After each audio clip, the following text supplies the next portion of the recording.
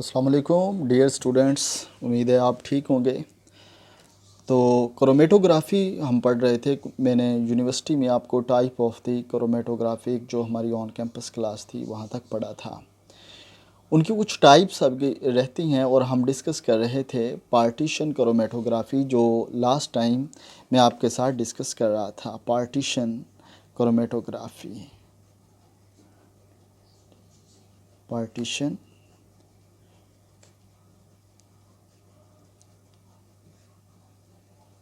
Chromatography, और इसके लिए हमने इसकी बेसिक प्रिंसिपल तो पढ़ लिया था। मैं आपको जस्ट रिमाइंड करवाना चाहता हूँ। हमारे पास बेसिकली जो चीज़ें होती हैं वो होती है स्टेशनरी फेस, मोबाइल फेस, और एक मैंने साथ आपको एग्ज़ाम्पल दी थी। अच्छा, ये याद रखें, ये जो मैं एस फेज़ लिख देता हूँ, एम फेज़ लिख देता हूँ, आप ऐसा पेपर में नहीं लिखेंगे, आप पूरा वर्ड लिखेंगे। तो मैं क्योंकि ये ड्यूरिंग लेक्चर, इसलिए कितना हमारा टाइम सेव हो जाए और हमारी जो वीडियो है वो उसकी लेंथ कुछ ज़्यादा ना हो, इसलिए मैं ये इसको लिख देता हूँ। आप ऐसा नहीं लिख देंगे। अच्छा, स्टेशनरी फेज़ इसके अंदर था, पार्टीशन के अंदर लिक्विड, और मोबाइल फेस वो था लिक्विड या फिर गैस। और इसकी एग्ज़ाम्पल जो हमने पढ़ी थी वो थी पेपर और कॉलम क्रोमेटोग्राफी की, कि पेपर क्रोमेटोग्राफी या फिर कॉलम क्रोमेटोग्राफी। आपने पेपर क्रोमेटोग्राफी तो किया होगा स्कूल में, कॉलेज में। कॉलम क्रोमेटोग्राफी आपने नहीं किया होगा। सो मेरा जो है यहाँ पर फोकस वो कॉलम क्रोमेटोग्राफी की तरफ होगा। अब फिर यहाँ पर आगे अगेन हमने इसकी जो on the basis of the polarity हमने फिर पार्टीशन की थी। अगेन इसकी क्लासिफिकेशन की थी पार्टीशन क्रोमेटोग्राफी की on the basis of the polarity. और फिर उसमें मैंने आपको बताया था कि एक होती है नॉर्मल फेस और दूसरी होती है रिवर्स फेस। अब नॉर्मल और रिवर्स फेस में डिफरेंस क्या है? स्टेशनरी फेस जो है, अगर वो हो पोलर, और मोबाइल फेस हो नॉन पोलर, फिर हम उसको कहते हैं नॉर्मल फेस। और अगर ये प्रोसेस सारा इसके उलट हो जाए, यानी कि स्टेशनरी फेस जो है वो नॉन पोलर हो, स्टेशनरी फेस नॉन पोलर, और मोबाइल फेज हो जाए पोलर, फिर हम उसको कहते हैं वो रिवर्स फेज है। और रिवर्स फेज मैंने आपको बता दिया था कि जो मोस्टली यूज़ होता है आजकल वो रिवर्स फेज ही यूज़ हो रहा है। फिर उसके बाद अभी हम पहले इसकी क्लासिफिकेशन पूरी कर लेते हैं, फिर मैं यहीं से ही अपने आज का जो कॉलम है उससे रिलेटेड आपको चीज़ें बताऊंगा। और क्योंकि ये आपका जो प्रैक्टिकल है कॉलम क्रोमेटोग्राफी वाला, ये लैब में भी मैं इंशाल्लाह आपको परफॉर्म करवाऊंगा। आयन एक्सचेंज क्रोमेटोग्राफी ये क्या होती है, उससे पहले हम ज़रा ये जो टाइप्स हैं इनको कंप्लीट कर लें। आपको जो मैंने नोट्स दिए हैं उसके अंदर भी ये लिखे हुए हैं। Ion exchange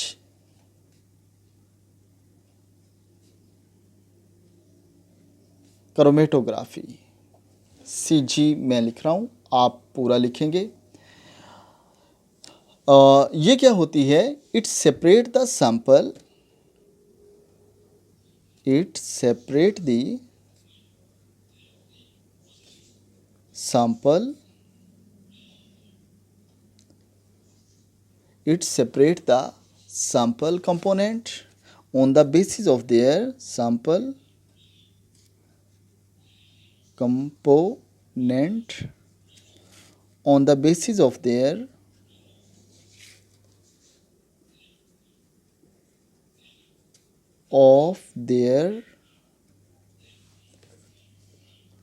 relative tendency, relative tendency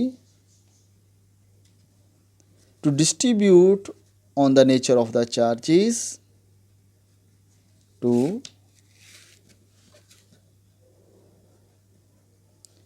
distribute on the nature of charges, ठीक है, and their electrostatic attraction, and their electrostatic attraction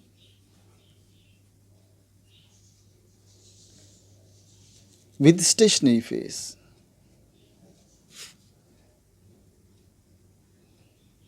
ये है हमारे पास आयन एक्सचेंज। अच्छा देखें, एक तो आपको आयन, आपको पता है कि ये चार्जेस ही होंगे। एक्सचेंज का मतलब क्या है कि ये इनमें जो मोबाइल और स्टेशनरी फेज़ हैं उनके आपस में ये वाले आयंस जो हैं ये एक दूसरे के साथ एक्सचेंज होंगे। ये इसके अंदर बेसिक प्रिंसिपल है। और इसकी ये है कि on the basis of the nature of the charges. अब चार्जेस आपको पता है दो तरह के होते हैं, या पॉजिटिव चार्ज होते हैं या नेगेटिव चार्ज होते हैं, इसके अलावा थर्ड ऑप्शन नहीं होता, ठीक है। या फिर देयर इलेक्ट्रोस्टैटिक अट्रैक्शन, यानी कि उसकी स्टेशनरी फेज के साथ अट्रैक्शन कैसी है उस चार्ज की, पॉजिटिव चार्ज की, नेगेटिव के चार्ज जो अट्रैक्शन है उस बेस के ऊपर इनकी सेपरेशन होती है।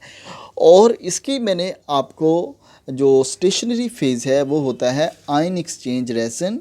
तीन चीज़ें होती हैं ना जी, स्टेशनरी फेज़, मोबाइल फेज़, और फिर एक चीज़ होती है एग्ज़ाम्पल, उसकी हम साथ एग्ज़ाम्पल दे देते हैं। स्टेशनरी फेज़ जो है वो तो क्या होगा, वो आयन एक्सचेंज रेशन होगा। ज़ाहिर बात है अगर आयन एक्सचेंज रेशन है देन ही वो आयन्स को उनकी अकॉर्डिंग टू नेचर वो डिस्ट्रीब्यूट करेंगे, ठीक है। और मोबाइल फेज़ इसमें क्या होगा, मोबाइल फेज़ होगा लिक्विड, ठीक है। या फिर पोटेंशियल डिफरेंस भी हो सकता है, पोटेंशियल डिफरेंस ये भी हो सकता है। और इसकी एग्जांपल थी इलेक्ट्रोफोरेसिस की। इलेक्ट्रोफोरेसिस इसकी एग्जांपल है। ये एक कॉलम की टाइप है, ठीक है। फिर आगे चलते हैं जी, size exclusion chromatography. What is the size exclusion. अब देखिए साइज आपको पता है, इट्स मीन, क्योंकि ये एक सेपरेशन टेक्निक है, इसका मतलब है इसमें जो सेपरेशन होगी वो अकॉर्डिंग टू द साइज़ होगी। और साइज़ किसका होगा, साइज़ ऑफ द कंपोनेंट होगा, यानी कि उसके अंदर जो पार्टिकल्स हैं, जो कंपोनेंट हैं, जिनकी सेपरेशन करना हमें मकसूद है, वो अकॉर्डिंग टू द साइज़ एक दूसरे से सेपरेट होंगे। So it separate the sample component on the basis of their relative size. Size exclusion chromatography, ठीक है। According to their size the component on the basis of their relative size, component separate, component separate on the basis of their size, ठीक है। इसी तरह समझे कि जैसे कोई सीप लगाई हो, जाली जिसको आप कहते हैं, ठीक है। ये है जैसे एक जाली बनी हुई है और इसके अंदर डिफरेंट छोटे छोटे किस्म के आगे सुराख हैं। अब इसमें से ज़ाहिर बात है जो इस जिसका साइज़ इस पार्टिकल का इस जाली के साइज़ में जो साइज़ है इस जाली का इसमें से गुज़र सकता है, वो तो गुज़र जाएगा, लेकिन जिसका साइज़ इससे बड़ा है वो इस सीव का ये जो होल बना हुआ है इसमें से नहीं गुज़रेगा। तो ये एक बड़ी सिंपल सी एग्जांपल है इसको अंडरस्टैंड करने के लिए। इसको हम एक और नेम भी देते हैं, जेल फिल्ट्रेशन और जेल परमिएशन क्रोमेटोग्राफी। इस साइज एक्सक्लूजन का और भी नेम है, वो क्या है, जेल फिल्ट्रेशन, जेल फिल्ट्रेशन या फिर जेल परमिएशन, परमिएशन भी इसको कहते हैं। ठीक है, तो इसमें particles according to the size जो हैं वो सेपरेट होते हैं। इसकी स्टेशनरी फेज, मोबाइल फेज क्या होगी? स्टेशनरी फेज, मोबाइल फेज, ये क्या होगी? स्टेशनरी फेज क्या होगा? ये कोई पोरस जेल हो सकती है, उस जेल में से जो स्मॉलर पार्टिकल्स हैं वो पास होंगे तो फिर वो अकॉर्डिंग टू द साइज़ इसकी सेपरेशन हो जाएगी। या फिर कोई सीव टाइप, जिस तरह मैंने अभी आपको कहा जाली टाइप कोई मटेरियल, वो इसके अंदर लगा दिया जाता है। और मोबाइल फेज इसके अंदर क्या होगा? लिक्विड होगा हमेशा। मोबाइल फेज क्या होगा? लिक्विड होगा। और इसके जो एग्जांपल है वो स्पेशल टाइप के कॉलम इसी पर्पस के लिए ही प्रिपेयर किए जाते हैं। ठीक है जी, आगे है जी एफिनिटी क्रोमेटोग्राफी। इसको एफिनिटी क्रोमेटोग्राफी को स्पेसिफिक क्रोमेटोग्राफी भी कहते हैं। एफिनिटी क्रोमेटो, क्योंकि ये स्पेसिफिक होती है, बहुत जो स्पेसिफिक मटेरियल स्पेसिफिक जगह के ऊपर इसका यूज़ होगा, इसके अलावा इसका यूज़ नहीं होता। It separate the sample component on the basis of their, it separate the, it separate the sample component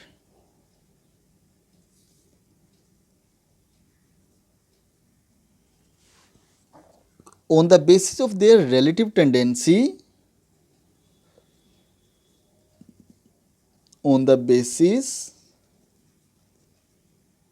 of their relative tendency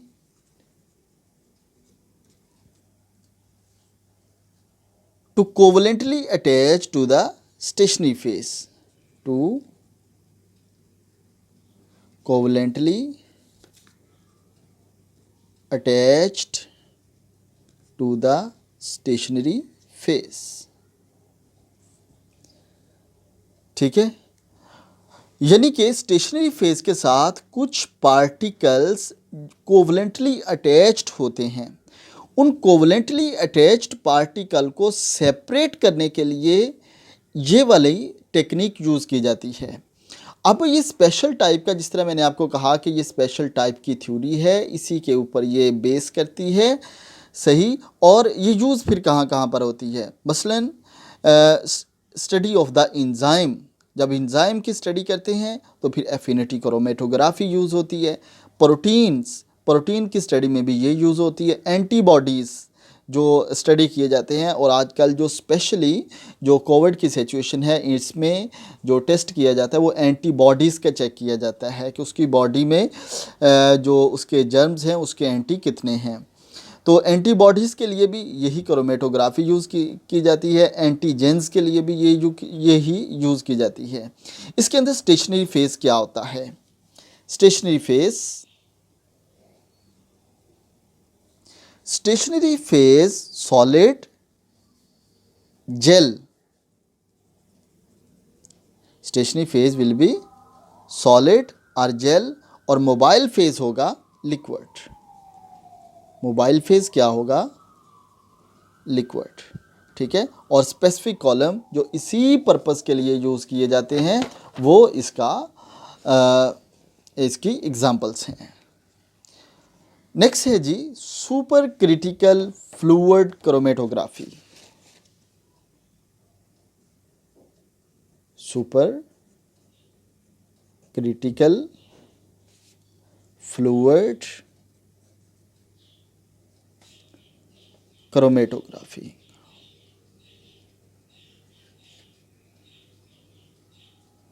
अब देखिए, एक चीज़ तो बड़ी वाज़ेह हो गई इसके अंदर, वो है जी क्रिटिकल।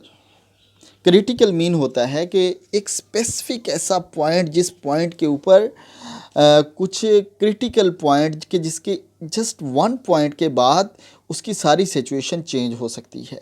ठीक है, उसको हम कहते हैं इसकी बॉडी बहुत क्रिटिकल है। जैसे समटाइम कहते हैं कि किसी पेशेंट की जो हालत है वो बहुत क्रिटिकल है, ठीक है। तो क्रिटिकल मीन क्या होता है कि उसकी हालत जो है बहुत डेंजरस है, यानी कि हम कहते हैं कि उसका ब्लड प्रेशर बड़ी क्रिटिकल स्टेज के ऊपर है। इट्स मीन कि अगर ब्लड प्रेशर का कोई 5-10 पॉइंट और बढ़ गया या कम हो गया उस पॉइंट से तो वो डेथ हो सकती है। तो क्रिटिकल का मतलब ये होता है कि वो ऐसा फ्लूइड के जो जस्ट एक पॉइंट चेंज करने से उसकी सारी की सारी प्रॉपर्टीज़ चेंज हो जाती हैं। It use to super critical fluid, लिख लें, it use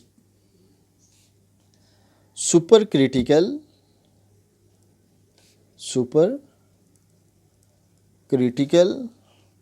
fluid for separation of the component, separation of components, separation of the component in this partition, in this partition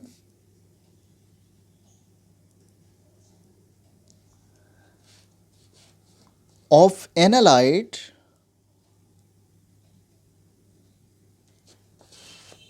take place between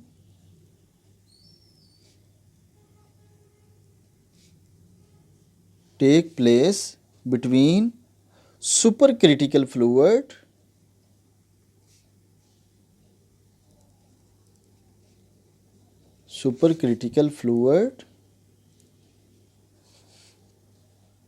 and bonded surface,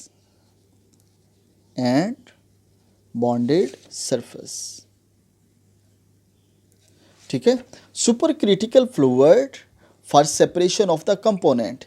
In this separation of the analyte take place between supercritical, analyte किधर होता है, between supercritical fluid and bonded surface, यानी कि दो चीज़ें हैं, supercritical fluid और bonded surface, दो चीज़ें हो गई इसके अंदर। यानी कि इसके अंदर जो मोबाइल फेज है वो है सुपर क्रिटिकल फ्लूइड, ठीक है। और जो स्टेशनरी फेज है वो क्या है, कोई भी स्पीशीज़ जिसके साथ सॉलिड्स के साथ कोई भी ऑर्गेनिक पार्टिकल बॉन्डेड है, ठीक है। एंड बॉन्डेड सरफेस, अब बॉन्डेड सरफेस कौन सी होगी, जिसके ऊपर कोई भी ऑर्गेनिक पार्टिकल्स उसके साथ कोवलेंटली अटैच्ड हैं, सही। तो यही इसके अंदर ये मोबाइल फेज और ये बॉन्डेड सरफेस जो है ये क्या होगी, स्टेशनरी फेज। इसी के ऊपर ही ऑर्गेनिक पार्टिकल अटैच होंगे। वो जो ऑर्गेनिक पार्टिकल हैं वो कोवलेंटली इसके साथ अटैच हैं। जैसे ही इस फ्लूइड को इसके ऊपर से पास करवाते हैं, ये उसके दरमियान उस सरफेस के ऊपर जो पार्टिकल लगे हुए हैं उनके दरमियान कोई पार्टीशन करवा देते हैं।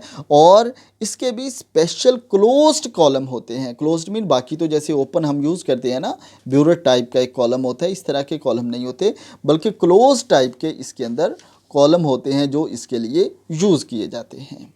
तो ये है इसकी टाइप्स। आगे हम जो देखेंगे वो देखेंगे प्रिंसिपल ऑफ द क्रोमेटोग्राफी का एक जनरल सा जो प्रिंसिपल है, और वही जो प्रिंसिपल है वही हमारा यूटिलाइज होगा ड्यूरिंग हमारे प्रैक्टिकल में भी, जब हम प्रैक्टिकल करेंगे, ठीक है। तो ये इसकी जो बाकी टाइप्स थी वो मैंने आपसे डिस्कस करके आपसे शेयर कर दी हैं। और फर्दर ये जो नोट्स हैं उसमें डिटेल के साथ ये लिखी हुई हैं, उसको पढ़िएगा। अगर फिर कोई क्वेश्चन हो तो फिर आप मुझसे पूछिएगा, इंशाल्लाह मैं आपको आंसर करने की कोशिश करूँगा। थैंक यू बेटा, जज़ाकल्लाह, अल्लाह हाफिज़।